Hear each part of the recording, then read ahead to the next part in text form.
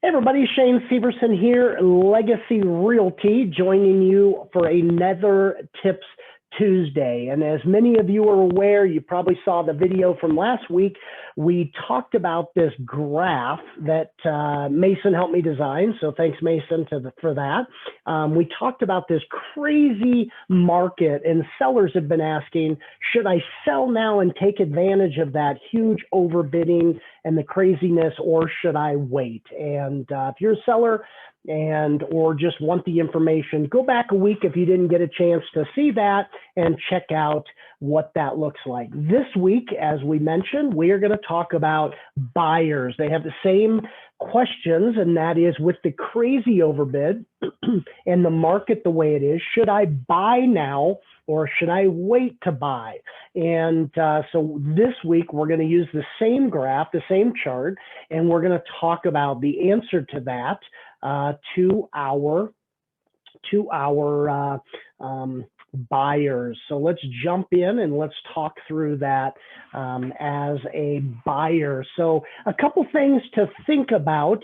First of all, I'm not God.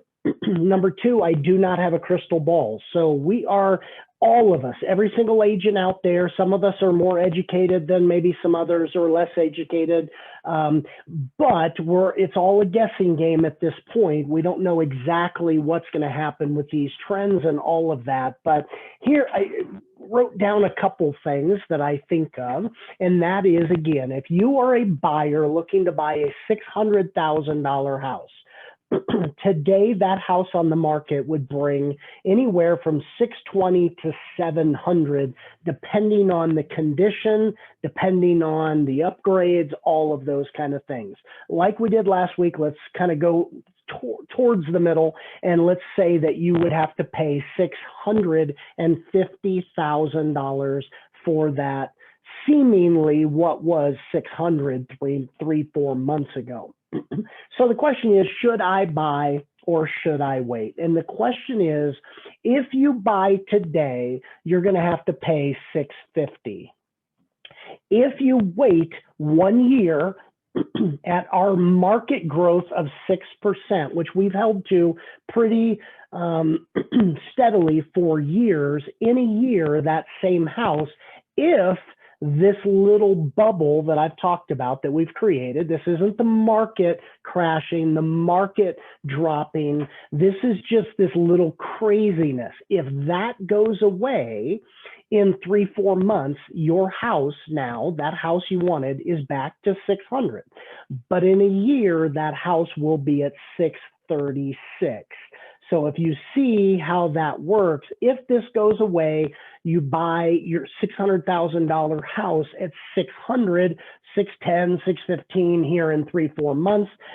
If that does not go away, then our starting point is at 650. So now your new normal, this graph line here, will then start at that amount. So if I am right, I feel like this craziness is going to go away. If I'm right, you will get that $600,000 house. I'm hoping towards the end of the year around 610, 615. That's my hope.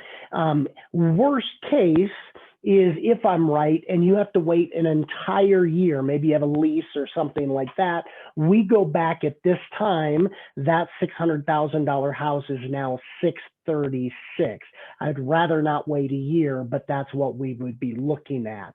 If I'm wrong, you would now, this $650,000 house at 6%, that number is now 689. It will go up 39,000. That's your 6%.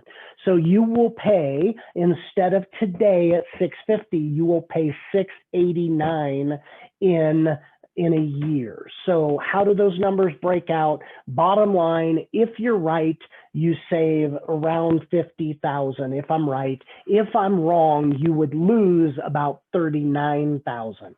I feel pretty confident. It doesn't take much for the market to kind of settle back down.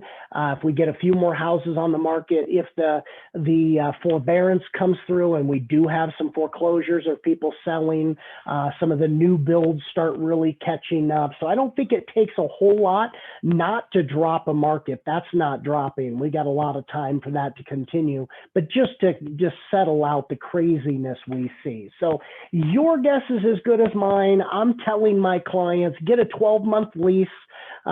Make sure that lease is something you can get out of. Maybe you have a 2-month penalty.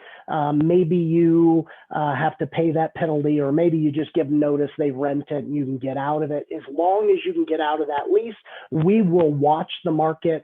The best time to sell, buy, the best time, October, November, December. I talk about it all the time. We'll wait towards the end of the year. If the market does tail off and drop, then great, we buy now. If not, we wait for that market to settle and we buy when you're ready. So I hope that helps. I hope that's educational. I know it doesn't answer all your questions, but give me a call. Let's look at your specific situation. All my buyers I've sat down with and created a one-on-one plan for them, strategy for them. We're watching the market daily and we're ready to jump as soon as the market tells us. So anyway, hope that helps. Hope that gives you information. If you have any other questions about your specific situation, reach out and we'll see you next Tuesday. God bless.